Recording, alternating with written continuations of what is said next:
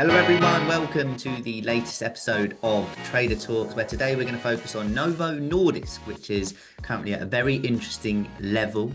For those that are on the podcast, remember the link is in the bio if you want to follow along on YouTube. If you're on YouTube, hello, hope you're all doing well. The presentation, of course, is for education purposes only, should not be taken as investment advice, personal recommendation or offer of all solicitation to buy or sell any financial instruments. So, as I mentioned, and I'm just looking at the chart now, we back in June last year, we ended up moving lower about 63%, and we're actually still lower by about 48% from that all-time high. So reasons why it was lower. There were some disappointing clinical trial results at the back end of last year. There's increased competition. You think of companies like Eli Lilly. They also had some weaker than expected financial results as well, narrowly missing third quarter 2024 results on revenue and earnings estimates, and sales growth also fell. But the question is, can it recover? There's been a CEO departure and therefore new CEO. There's a few external pressures, but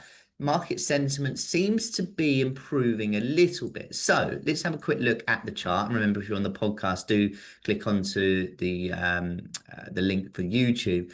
We're right now, and I would argue this is the most important level for Novo-Nordisk right now. It's the low that we had on the week of the 9th of December, and we're literally bang on there right now. So if you want a guide for sentiment, for me, don't look too far away from here, and you drag this area out in and around 526, and you can see the significance. Each time we've been at this level, at this area of either support or resistance, the market has reacted. It's reacted.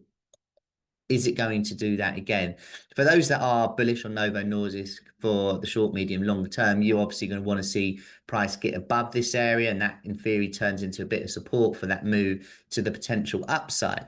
If that is to happen, other areas to be aware of, and it's probably a bit more of a zone in and around sort of 669 to 650 to 700. That would be the next level, next area to be aware of before we then push into 800 to 830. And you can see again the reasons for these levels. The market has just reacted multiple times, and you have to argue it's a very technical looking chart in the way it's moved, the way it's traded. Even the low that we had back at what would it have been, end of April, if we just drag an area of support over, you can see it's not too far away from the lows that we had in September 2022.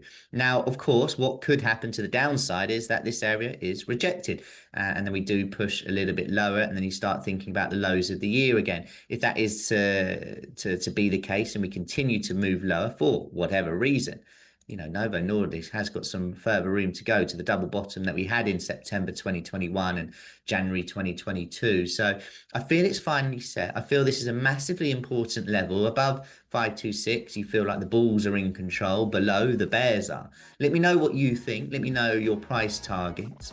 Let's wait and see. Let me know any other products that you want me to go through as well. And I'll see you on the next episode of Trader Talks.